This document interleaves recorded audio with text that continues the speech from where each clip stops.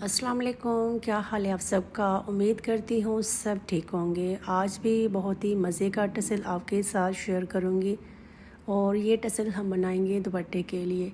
इसकी भी making detail के साथ शेयर करूँगी। वीडियो को करना है फुल वॉच। करते हैं इस वीडियो को स्टार्ट और आपको दिखाते हैं इसकी मेकिंग। ये टसल बनाने के लिए मैं यहाँ पे 3 टाइप के थ्रेड यूज़ करूँगी। एक मैंने ये वाला लिया है सिल्क में ग्रीन कलर का। फिर उसके बाद यहाँ पे मैं ये वाला थ्रेड यूज़ करूँगी ऑरेंज कलर में। ये आम सा थ्रेड है स्टिचिंग में यूज़ होने वाला। फिर उसके बाद इसको थोड़ा सा फैंसी टच देने के लिए मैं शाइनिंग के तौर पे ये वाला बादला यूज़ करूँगी गोल्डन कलर में, और ये आपको पीको वाली शॉप से ईज़िली मिल जाएगा। अच्छा, फिर उसके अलावा हमें इसकी थोड़ी सी डेकोरेशन करनी है, जिसके लिए मैं बीड्स और डेकोरेशन के पीसेस यूज़ करूँगी। चलिए इसको बनाना स्टार्ट करते हैं।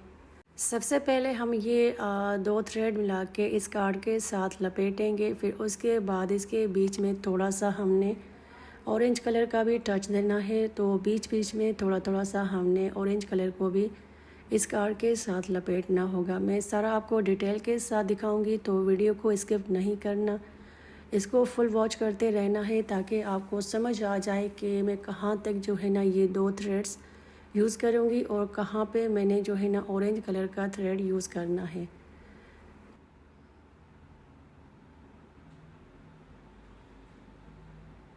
अच्छा, तो जो पहले वाले 2 कलर्स मैंने इस कार्ड के साथ लपेटे थे उनको मैंने 50 या 60 टाइम्स जो है ना यहाँ तक रब किया था। फिर उसके बाद ये ऑरेंज कलर का थ्रेड भी मैंने इनके साथ ऐड कर लिया है। अच्छा, ये जो ऑरेंज कलर का थ्रेड मैंने ऐड किया है इसको आपने 20 टाइम्स या फिर 15 टाइम्स रब करना है। फिर उसके बाद इसको आप कट कर देंगे। और जिस तरह हमने स्टार्टिंग में 2 कलर्स रैप किए थे उनको हमने कंटिन्यू करना है, उनको आपने कट नहीं करना, क्योंकि हमने दोनों कलर्स को ज़्यादा प्रोमिनेंट करना है, ग्रीन और उसके अलावा ज़री को। बाकी जो ऑरेंज कलर है उसका थोड़ा सा हमने टच देना है इसके अंदर, क्योंकि ड्रेस में ये तीनों कलर्स ऐड हैं, तो इसलिए तीनों को मिला के हमने एक टसल तैयार करना है। अच्छा, ये टसल मैंने अपने अंदाज़े से रेडी किया था। इसमें मैंने कोई काउंटिंग नहीं की थी। मुझे याद नहीं है कि मैंने कितनी दफ़ा जो है ना इस कार्ड के साथ धागे को रैप किया था। बस ये याद है कि टोटल मैंने 280 टाइम जो है ना इसको रैप किया था इन सारे थ्रेड्स को मिला के। बाकी जो बीच में मैंने ऐड किया था ऑरेंज कलर, उसकी मैंने काउंटिंग नहीं की थी। मैंने अंदाज़े से जो है ना बस ऐड करती गई। आपने भी अंदाज़े से और अपने हिसाब से इसको तीनों कलर्स को ऐड करना है जितना आपको सही लगे, और जितनी साइज़ में आपको टसल चाहिए उतना ही आपने इन सारे थ्रेड्स को मिला के कार्ड के साथ रैप करना होगा। मैंने थोड़ी सी मोटी साइज़ का रेडी किया है, तो टोटल इसमें मैंने तीनों थ्रेड्स मिला के 280 टाइम्स रैप किया था, ये मुझे याद है।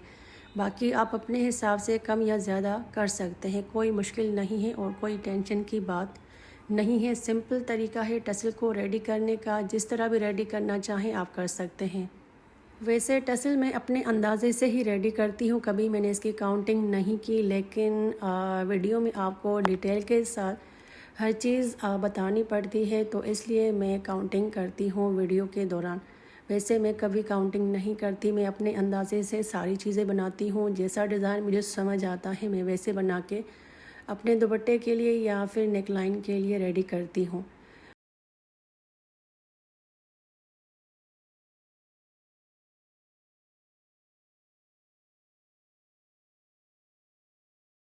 और इस चैनल से पहले मैंने जितनी भी चीज़ें बनाई हैं सारी अंदाज़े से बनाई हैं, और कभी अपने माइंड में जो है ना डिज़ाइन रख के मैंने कोई चीज़ नहीं बनाई। मैं बस बनाती जाती थी और डिज़ाइन जो है वो खुद ब खुद रेडी होता जाता था। तो सारी चीज़ें मेरी अंदाज़े से होती थी और अच्छी बनती थी। फिर मैंने सोचा क्यों ना मैं चैनल बनाऊं, आपके साथ भी शेयर करूं।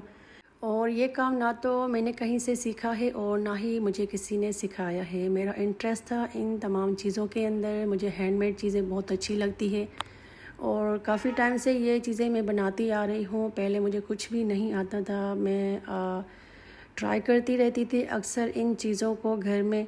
तो पहले मुझसे काफ़ी मिस्टेक्स होती थी इन चीज़ों को बनाते हुए। पहले इतनी फिनिशिंग नहीं थी मेरे हाथ में, लेकिन वक्त के साथ और इतना टाइम गुजरने के बाद इन चीज़ों को बनाते बनाते आखिरकार अच्छी फिनिशिंग भी आ गई काम में और उसके अलावा मेरा काम भी अच्छा होता गया। मेरे ख्याल में जो चीज़ आप दिल से और इंटरेस्ट के साथ बनाते हैं उसके रिज़ल्ट्स आपको उतने ही अच्छे मिलते हैं।